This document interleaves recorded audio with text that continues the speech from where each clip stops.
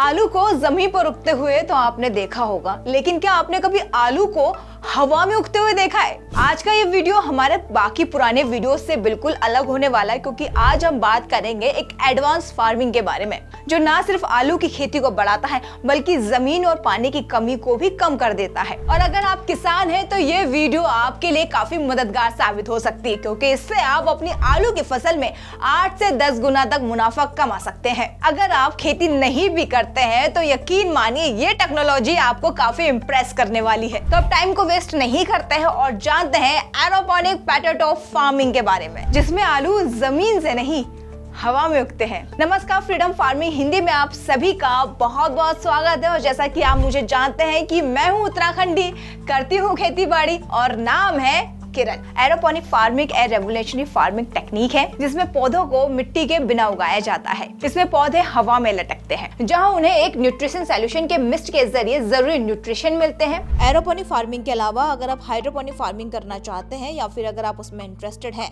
तो तुरंत freedom app को डाउनलोड कर लीजिए। वहां पर हमारा एक पूरा कोर्स है जहां आपको सिखाया जाएगा कि कैसे हाइड्रोपोनिक फार्मिंग आप शुरू कर सकते हैं। ये टेक्निक पानी और जमीन की बचत करती है, जो ट्रेडिशनल फार्मिंग में मुश्किल होता है। अब सवाल ये उठता है कि एरोपोनिक पोटैटो फार्मिंग शुरू कैसे करें। तो चलिए जानते हैं इसकी पूरी प्रोसेस के बारे में। तो सबसे पहले इसके लिए चाहिए होता है ग्रीन हाउस सेटअप। आलू के पौधों को ग्रीन हाउस में लगाया जाता है, जहां टेम्परेचर, ह्यूमिडिटी और लाइट को कंट्रोल किया जाता है। ये एनवायरनमेंट पौधों की अच्छी ग्रोथ के लिए परफेक्ट है। सेकेंड है रूट्स एंड डार्क चैम्बर्स। पौधों की जड़ें नीचे लटकती है। ये चैम्बर अंधेरे में होता है जिसमें रूट को सनलाइट नहीं मिलती। इससे उन्हें एक क्लीन और फ्री एनवायरनमेंट मिलता है, क्योंकि अब आप बिना मिट्टी के आलू उगाने जा रहे हैं तो उसमें न्यूट्रिशन का भी आपको बहुत ज्यादा ध्यान रखने की जरूरत है।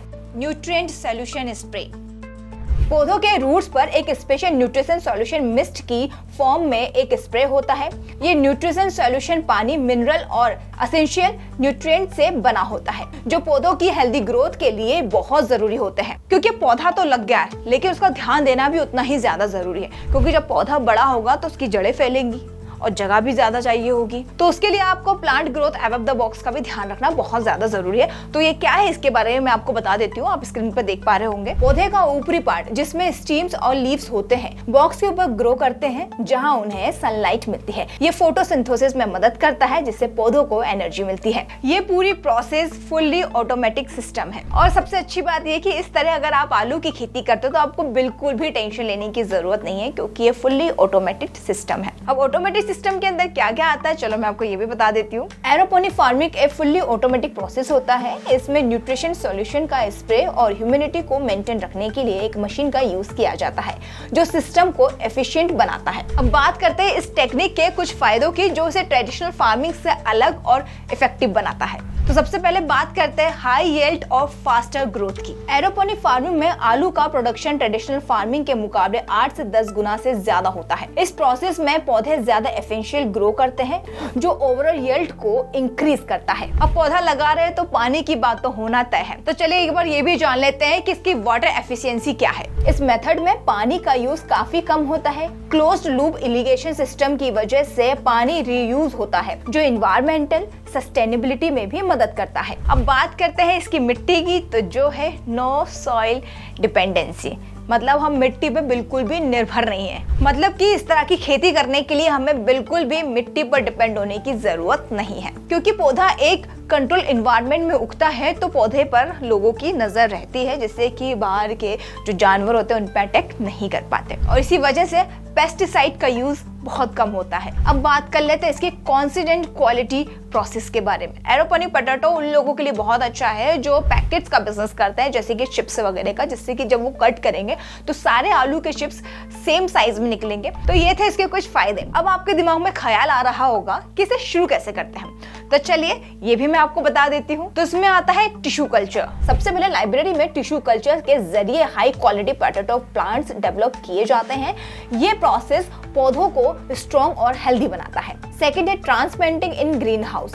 जब पौधे थोड़े मैच्योर हो जाते हैं तो उन्हें ग्रीन हाउस में ट्रांसप्लांट कर दिया जाता है, जहां उन्हें roots specially design aeroponic box में रखे जाते हैं। थर्ड नंबर पर आता है न्यूट्रिएंट सॉल्यूशन डिलीवरी। पौधों की रूट्स को हर 5 मिनट में मिस्ट के थ्रू न्यूट्रिएंट सॉल्यूशन मिलता है। जो उन्हें पूरी तरह से न्यूट्रिश करता है। इससे प्लांट की ग्रोथ फास्ट और हेल्दी होती है। अब 4th नंबर पर आता है monitoring and maintenance. System automatic होता है लेकिन रेगुलर मॉनिटरिंग की जरूरत होती है ताकि ह्यूमिडिटी, टेम्परेचर और न्यूट्रिएंट लेवल सही रहे। अब 5th नंबर पर आता है हार्वेस्टिंग।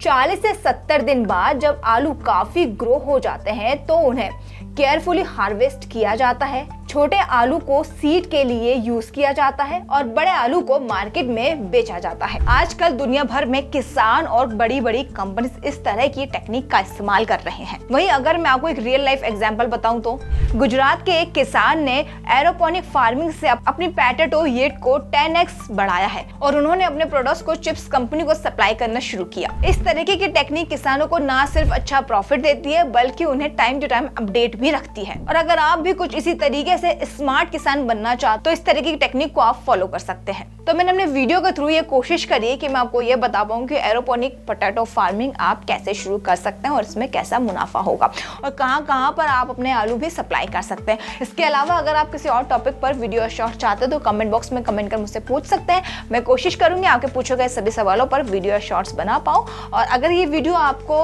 वाकई में यूजफुल लगी हो तो लाइक, शेयर, कमेंट करना बिल्कुल भी मत भूलिएगा। और मुझे एंड तक देखने के लिए दिल से शुक्रिया। जय हिंद, जय किसान।